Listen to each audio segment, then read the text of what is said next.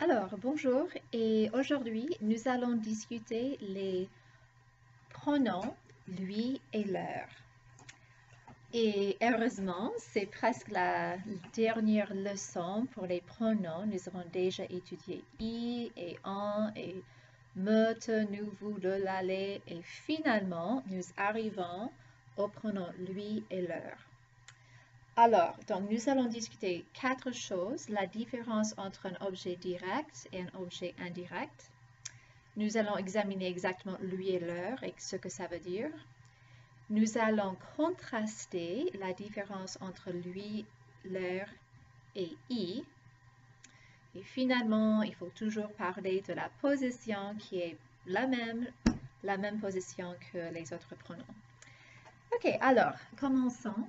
Alors, regardons ces deux phrases. Ok, ce sont des phrases faciles. Je donne les timbres à ma mère. Et la deuxième, je donne les timbres à ma mère. C'est la même phrase. La différence est les mots que nous allons remplacer. Alors, dans la première phrase, nous avons un objet direct. Oui. I give the stamps to my mom. So, this is the direct object. And as we learned in the last lesson, you're going to replace that with les. Alors, la nouvelle phrase, je les donne à ma mère. Okay, that's the previous lesson. Les, direct object, replacing les timbres. Okay, now let's suppose that I have the same sentence, but now I want to replace à ma mère. I could replace les timbres if I wanted to, just like I did here. But now I don't want to replace les timbres, I just want to replace à ma mère. So for à ma mère, I'm going to need an indirect object pronoun, and that's what we're going to talk about today. And the pronoun I will use will be lui, and it will go, as it always does, avant the verb. Je lui donne les timbres. So that's what we're contrasting. Last lesson was with les, today's lesson is with lui. Okay, alors, so to start, we really need to talk about the difference between a direct and an indirect object, and you may have studied this in your English class. I'm sure you did. It's not may, I'm sure you did, but I don't know if you remember. So let's just review the difference between an objet direct and an objet indirect. And in French, you'll often see the word COD, and that stands for complément objet direct. That's the word for direct object in French. Okay, so there are many definitions for a direct object, and one that's commonly used in your English class is a direct object receives the action of the verb. And that's true. The boy hits the ball. The ball is a direct object, and it's receiving the action of being hit. Okay, that's fine. But for us, it's more helpful to have this definition. An objet direct answers the question whom or what after the verb. Okay, for example, the boy hit the ball. Hit what? So you find the verb, and then you ask the question what or whom after it. Hit what? The ball, and that's your direct object. I saw my friend at the movies. Saw is the verb. Saw what? Well, there's no what. Saw whom? My friend. So that's a direct object. Okay, an indirect object answers the question to whom after the verb. There's two key things that you need to note there. First of all, the word to. Okay, up here it's just whom. It's not to whom, so there's the difference, to. The other difference is that this is whom or what. This is just whom. No what. It's not to what. It's always just to whom. So right there we can also add in our notes that this is just for people only. And direct object is going to be for people or things.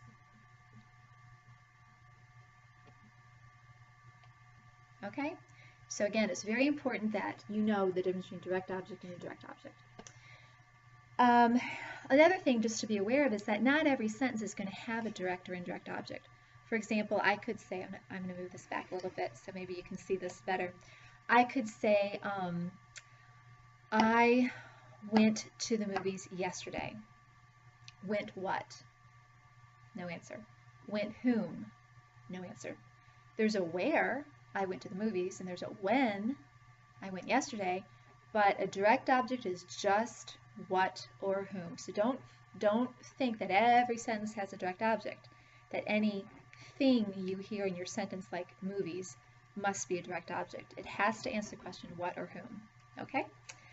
All right, voila. So now let's talk about, now we have the difference between direct and indirect, okay? So now let's talk about lui and leur. So I'm going to erase this, effacer cela.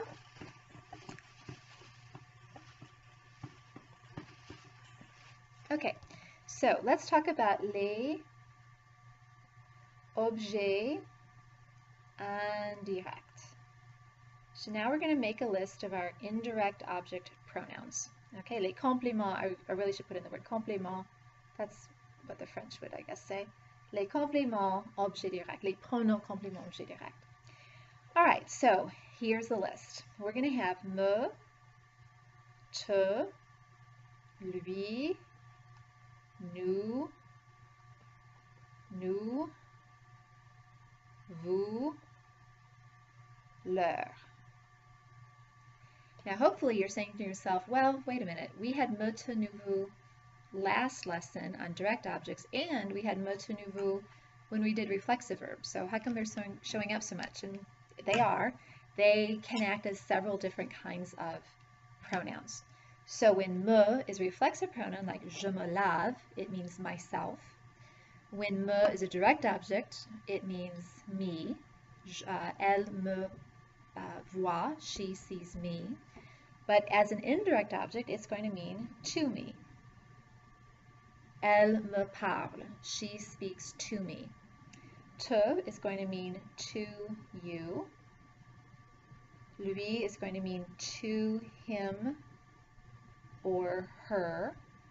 So we're used to seeing lui as referring to something masculine, him, and that's true when it's a different kind of pronoun called a stressed pronoun, like avec lui, with him.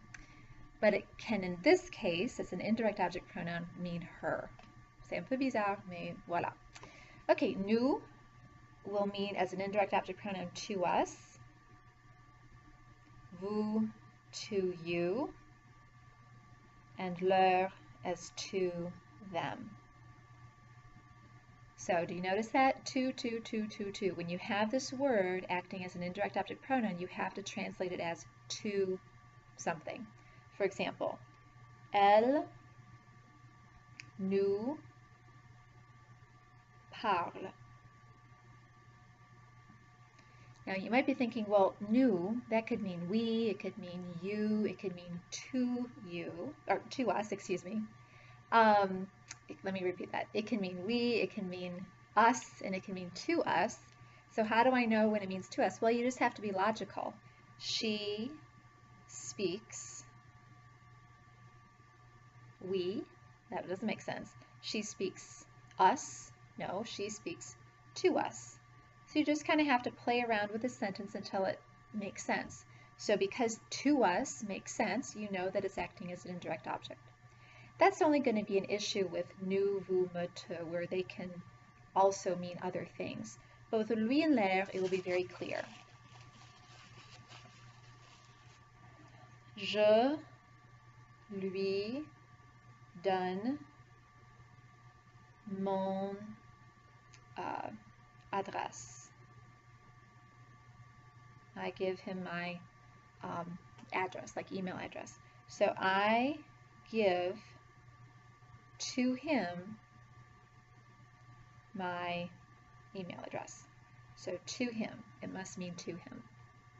Okay, so the second thing you want to know after knowing the difference between direct and indirect is knowing what the pronouns are that are indirect. And we have me, te, nous, vous. And once again, we have, or the new ones are lui and leur. And you need to know what they mean: to him or her, and to them. Notice that leur does not have an S. There is a word leur with an S, and it means their as in an adjective, like this is their books, or these are their books. And then you would have an S. Or leur can mean their as a singular possessive adjective. This is their book, c'est leur livre. So leur we've seen before and it meant their, but now we're using it as a pronoun. And it doesn't mean their, it means to them. Okay, voilà. So now we know what lui and leur mean. We know that they are the indirect object pronouns. And let's talk about the key word. When you are replacing a noun in a sentence with a pronoun, as far as an indirect object goes, you're going to look for a key word. Remember we said that the key word in English is the word to.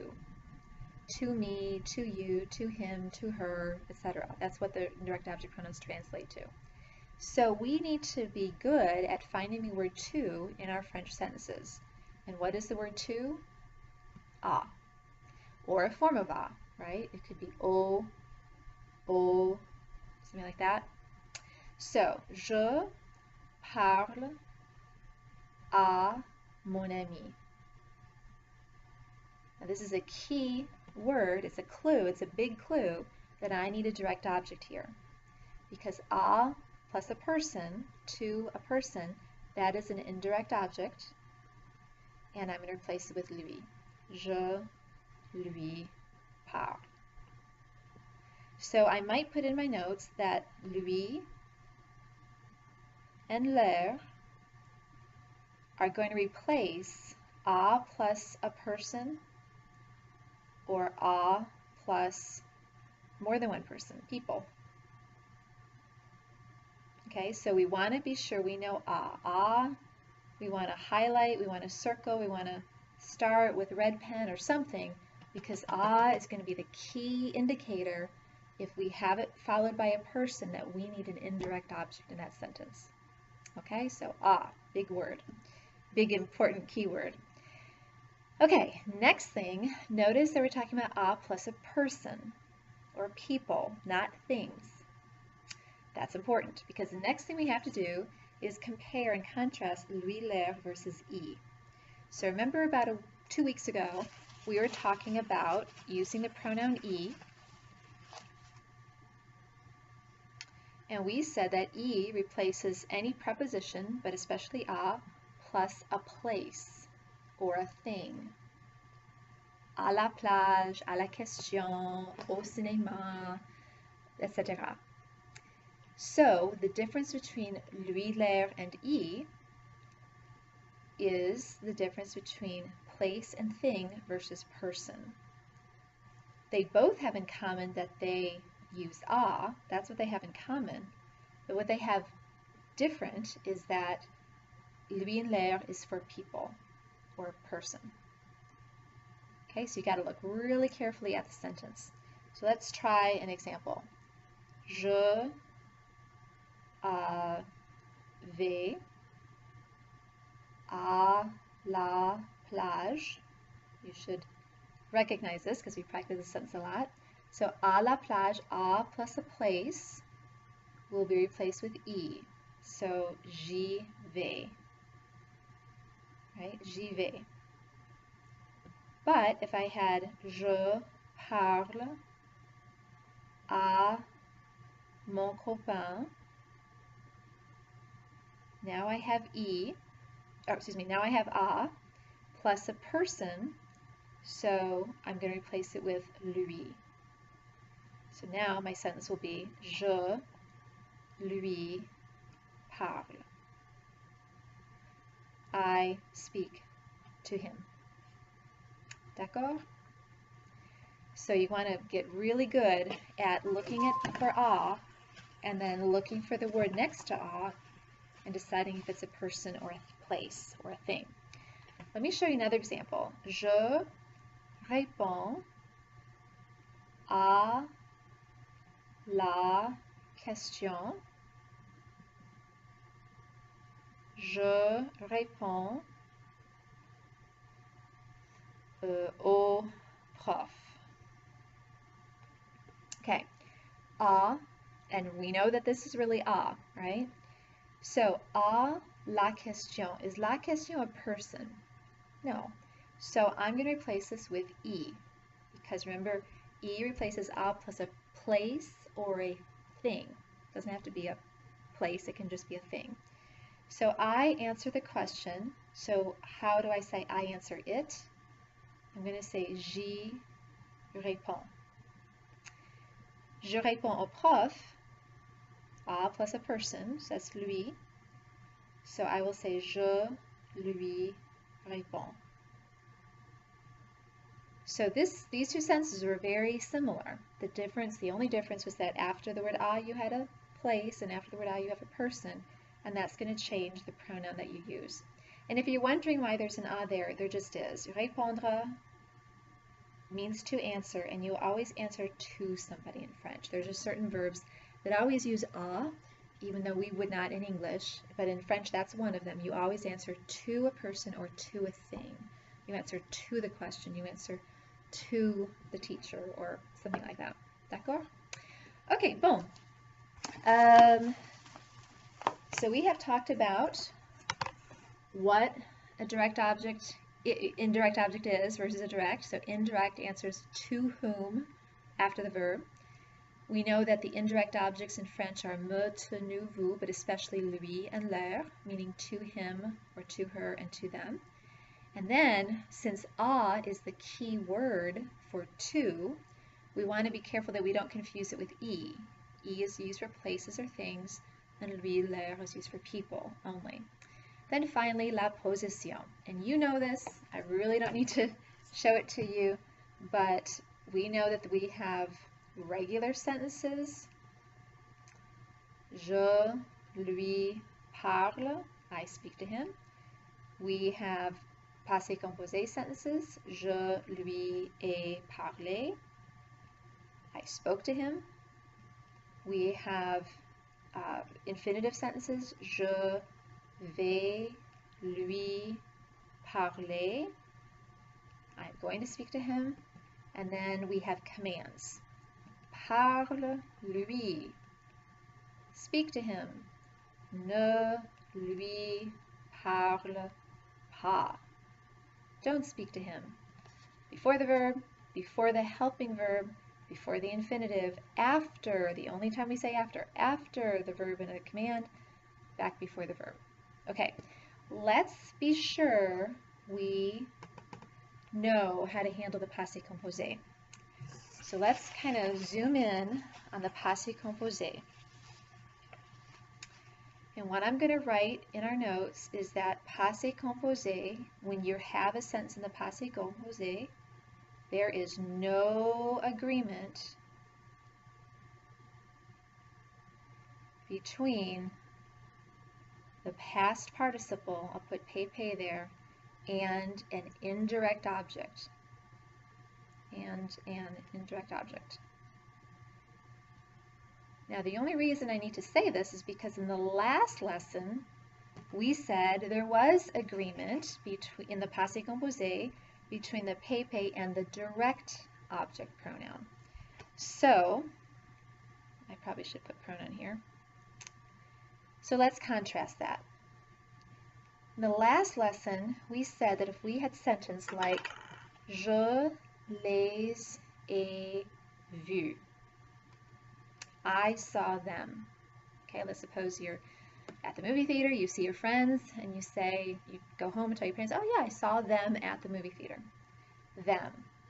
We said in the last lesson that pay, you're a pain in the neck, you must agree with the preceding direct.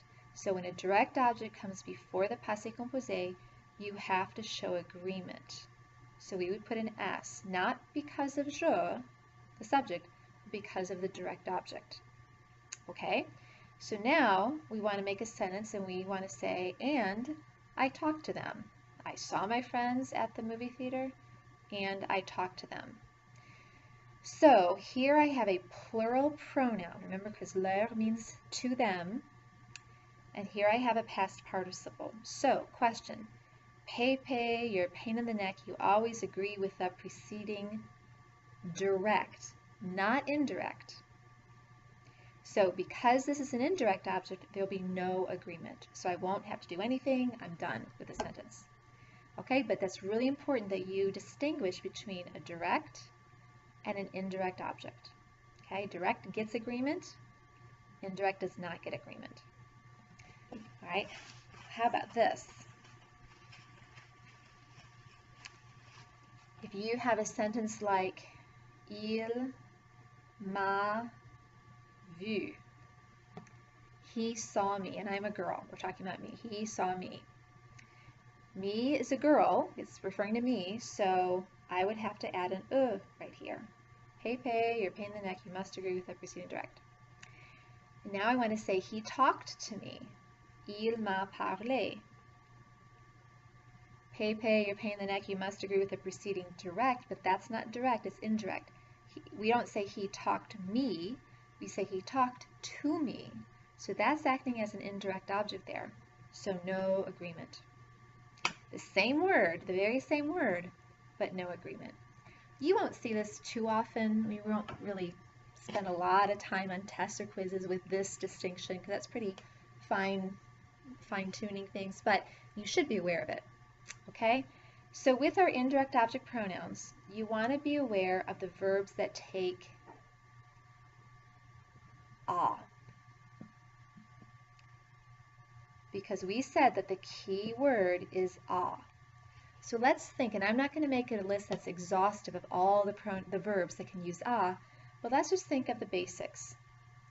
You always speak to someone. You never speak someone, right? You always, we had a minute ago, answer to someone in French. You do at least. You write to people. Now you can write a letter, direct object, but you write to someone. You can read to somebody, I suppose. You can say something to somebody.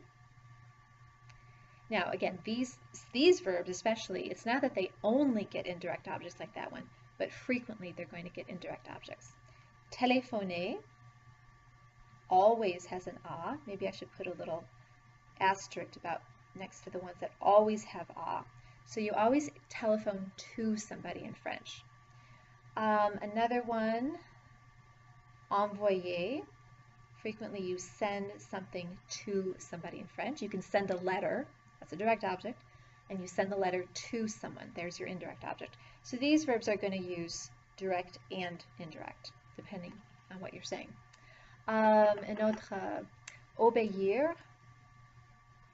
You always obey to someone in French, so I'm going to put an asterisk next to that because it's always with the indirect object.